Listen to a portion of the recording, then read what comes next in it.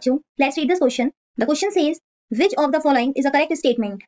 यहाँ हमें कुछ स्टेटमेंट्स दिए हैं और हमें बताना है कि कौन सा स्टेटमेंट करेक्ट है। First, mycoplasma have DNA, ribosome and cell wall.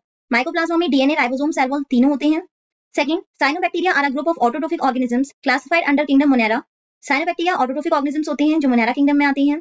Third, bacteria are exclusively heterotrophic organisms. Bacteria heterotrophs होते हैं। Fourth, slime moulds are saprophytic organisms classified under kingdom Monera. Slime moulds saprophytic organisms होते हैं जो kingdom Monera में आते हैं। So the key concept is classification of characteristics of organisms। तो यहाँ पर कैरेक्टरिस्टिक्स दी हुई हैं ऑर्गेनिजम्स की, बेसिकली जो मोनेरा एंड प्रोटिस्टा किंगडम के होते हैं उनकी कैरेक्टरिस्टिक्स दी हुई हैं। फर्स्ट स्टेटमेंट में कहा है कि माइकोप्लाज्मा में DNA, ribosome and cell wall तीनों होते हैं। This is incorrect. Why? Because mycoplasma क्या होता है? It is a smallest bacteria, सबसे छोटा होता है ये, विच लैक्स सेल वॉल। इसमें सेल वॉल नहीं होती है। वैसे तो हर एक बैक्टीरिया में सेल वॉल होती है, जो कि किसकी बनी होती है? पेप्टिडोग्लाइकन की बनी होती है,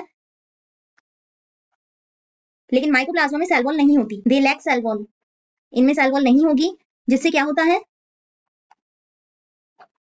which makes them resistant to antibiotics that target cell wall synthesis।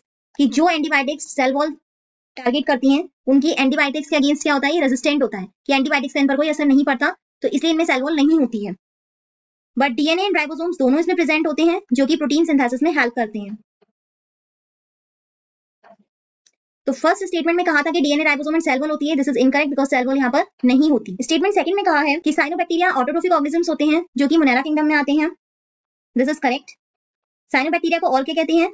Blue green algae कहते हैं। और ये कौन से किंगडम में आते हैं? ये किंगडम मोनेरा में आते हैं, जिसमें कि सारे के सारे प्रोकैरियोटिक ऑर्गेनिजम्स आते हैं। ये ऑटोट्रोफ्स होते हैं, it means they can perform photosynthesis in the presence of sunlight.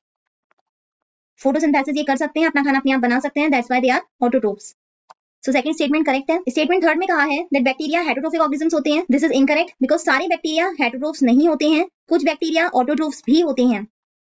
Autotrophs क्या होते हैं? जो फोटोसिंथेसिस कर सकते हैं और अपना खाना अपने आप बना सकते हैं in the presence of sunlight. और हेटरोट्रोफ्स क्या होते हैं? जो दूसरे पर डिपेंड करते हैं फॉर देयर फूड, दूसरे ऑर्गेनिजम्स पर फूड के लिए डिपेंड करते हैं।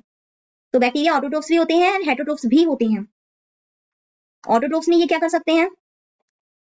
एज अ ऑटोट्रोफ्स ये फोटोसिंथेसिस या कीमोसिंथेसिस करके खाना बना सकते हैं।